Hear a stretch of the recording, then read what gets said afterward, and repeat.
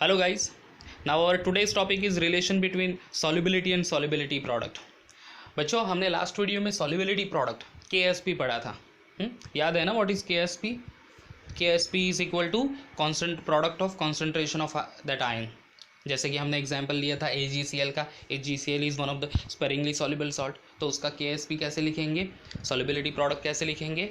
KSP is equal to concentration of Ag plus ions into concentration of Cl minus ions. Okay तो ये हो गया the KSP. अब let's see the solubility, क्योंकि हमें इस पर्टिकुलर टॉपिक में रिलेशनशिप सॉल्युबिलिटी का एंड KSP का पढ़ना है. Okay, so let's start with the definition of a solubility. See, solubility of a compound is the amount in gram that dissolve in unit volume. Okay, अब वो volume हो सकता है which may be 100 ml और 1 liter of its saturated solution. समझ गए क्या है solubility? Solubility यानी क्या? It is a particular amount of a say solute dissolve in एक particular amount of a particular volume of a solvent that is said to be the solution. This one solubility. Understood? क्या है solubility? एक particular amount of a solute अगर आपने resolve कर लिया in a given volume of a say solution, it is said to be what? Solubility. समझ गए? समझ लो कि we are having a our liquid water 100 ml है या फिर 1 लीटर है जिसमें हमने आपको सॉल्ट ऐड कर रहे हैं हम लोग 1 ग्राम 2 ग्राम 3 ग्राम. तो ये बन गया उसकी सॉल्युबिलिटी. जैसे ही सैचुरेटेड सॉल्यूशन फॉर्म होता है and then after whatever exact amount of salt is dissolve over there, that is said to be the solubility.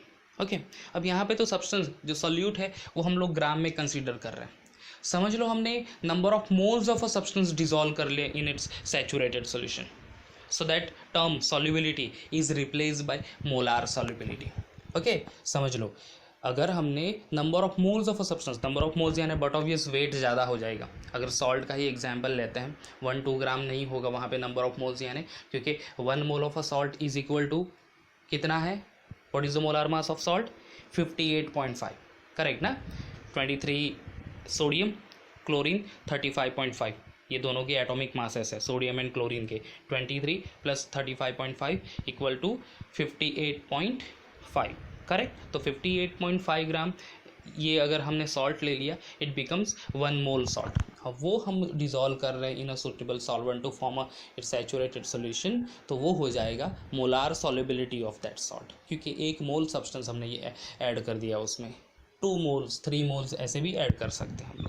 So let's see that the definition of a molar solubility, the number of moles of a compound that dissolve to give 1 liter of a saturated solution.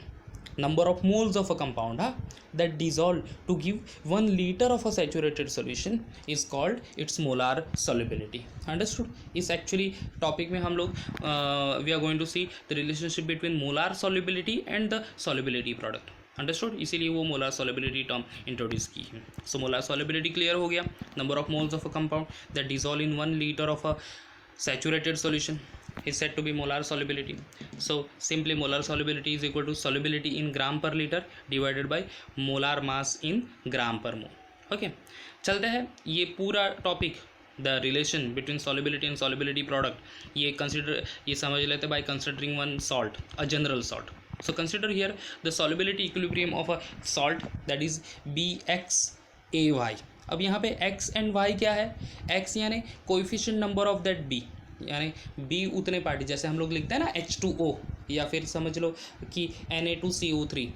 तो H2O में H के नीचे 2 लिखते हैं यानी 2 hydrogen and O single है यानी 1 oxygen. Okay, Na2CO3 में Na के नीचे लिखता है 2 यानी 2 sodium, 1 carbon C and O3 यानी 3 ऑक्सीजन उस पर्टिकुलर कंपाउंड में. अंडरस्टूड? उस तरह का है ये BXAY, where X representing that numbers of B and Y representing the numbers of A. Understood? Okay, so BXAY एक सॉल्ट है in a solid state.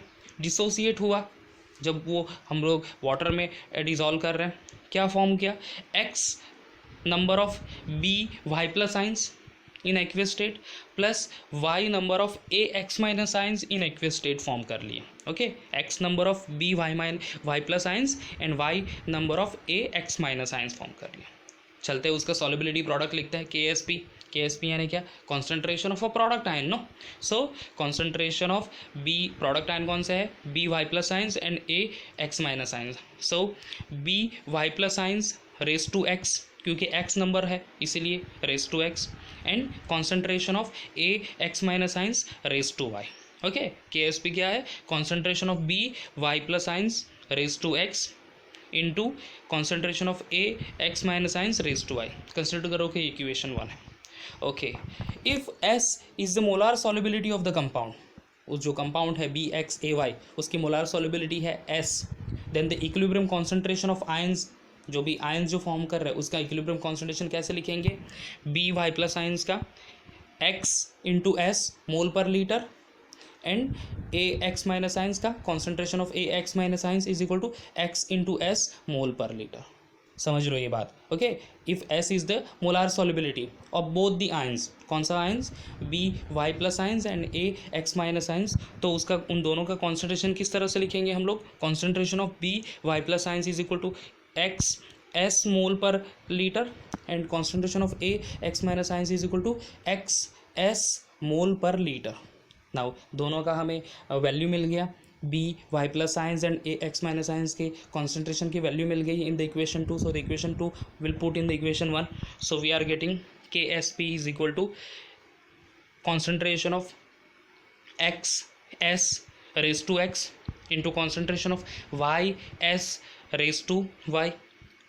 उसको सिंप्लीफाई करेंगे. So KSP is equal to X raise to X into Y raise to Y into S raise to X plus Y, because SS common है.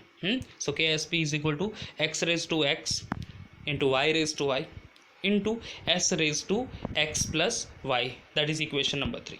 Okay, अब इसी point को हम लोग और अच्छे से समझ लेंगे बाई कंसिडरिंग वन एग्जाम्पल ले लो. AgBr again a sparingly soluble salt form करेगा Ag plus ions and Br minus ion, एक आयन ही होगा. Here X is equal to 1 and Y equal to 1. जो कोएफिशिएंट नंबर है Ag का and Br का इस पर्टिकुलर कंपाउंड में एक ही है ना, तो एक Ag plus ions single mole, I am talking about single molecule. हाँ, single AgBr will produce 1 Ag plus ions and 1 Br minus ions. So here X is equal to 1 for Ag and Y is equal to 1 for Br. therefore KSP is equal to क्या होगा, concentration of Ag plus ions into concentration of Cl Br minus ions. So here that is equal to S 1 into S into 1 into S. So the KSP is equal to X square, S square. So KSP is equal to what, S square. Square of solubility. तो ये equation हमें याद रखना है क्योंकि इसके ऊपर सम भी है एक्चुअली. तो ये हमारा solubility relationship between solubility product and the solubility or molar solubility of the salt. So KSP is exactly equal to square of solubility or square of molar solubility. Understood. Other examples देख लेते हैं, एक दो examples और जो जिसमें कि हम लोग KSP क्या होगा एंड S क्या है वो देख लेते हैं. PbI2 is one more salt dissociate to forms Pb2 plus ions and 2 minus ions. यहाँ पे X हो जाएगा 1 क्योंकि एक Pb2 प्लस आयन है and Y is equal to 2 because 2 I minus ions are there. So KSP is equal to 1 raise to 1 into 2 raise to 2 into S raise to coefficient number of that Pb and I. Coefficient number of Pb is 1, I is 2, so 1 plus 2. So KSP is equal to 4 into S cube. Similarly, AlOH thrice, that is aluminum hydroxide, Al3 plus ions plus 3 OH minus ions are there. Coefficient number for aluminum is 1, OH 3 है तो X is equal to 1, Y is equal to 3. So KSP is equal to 1 raised to 1, 3 raised to 3 into S raise to 1 plus 3 क्योंकि एक है aluminium and 3 OH minus ions है. Okay, तो 1 plus 3. So KSP is equal to 27 into S raise to 4. Understood. So ये हो गए relationship between KSP and the solubility product. Solubility. Now we'll going to see the condition of precipitation. Condition of precipitation of a salt. Precipitation यानी undissolved particle. जब आप solute add करते हो solvent में dissolve हो जाएगा मे भी कभी कभार रिएक्ट होके जो अगर अनडिजॉल्व पार्टिकल्स फॉर्म होते हैं उसको प्रेसिपिटेशन बोलते हैं या फिर वही सॉल्ट एज इट इज़ रहेगा in that saturated solution, it is said to be the precipitate. ये वर्ड आपने सुना होगा when you do the practical based on salt analysis, कि ग्रुप 2 का प्रेसिपिटेट फॉर्म हुआ, ग्रुप 3 का प्रेसिपिटेट फॉर्म हुआ, लाइक ये आपने पढ़ा होगा। So will see here what are the condition to form the precipitation, okay, or to form the precipitate. Here we understand the two things. One is KSP, already हमने KSP पढ़ चुके हैं. IP पढ़ेंगे हम लोग, that is called ionic product. So let's start with the IP, that is ionic product only. Ionic product of an electrolyte is actually the same as that of solubility product. Okay किसी भी electrolyte यानी जब when you dissolve in water it dissociate to forms that cation and anion. तो ionic product and KSP generally defines in the same way for any electrolyte. The only difference is that ionic product express generally ionic product expression contain concentration of ion under any condition. Okay, ionic product express or expression contain concentration of ion under any condition, where expression of KSP contain only equilibrium concentration. Understood? Ionic product क्या है? Concentration of ion in any condition. वहाँ पे equilibrium है या फिर नहीं है ये मैटर नहीं करता. KSP जब तक इक्विलिब्रियम नहीं होता between the ions and it salt, तब तक हम लोग KSP नहीं लिख सकते. अंडरस्टूड ना? क्योंकि KSP तो देखो यहाँ पे इक्विलिब्रियम कंडीशन है तभी हमने KSP लिखा. AlOH thrice having equilibrium with the Al3 plus ions and 3OH minus ions. Okay, so the only difference between ionic product and the KSP, that is solubility product, is ionic product expression contains concentration of ion under any condition whether equilibrium is reached or not, but here expression of KSP is contain only equilibrium concentration.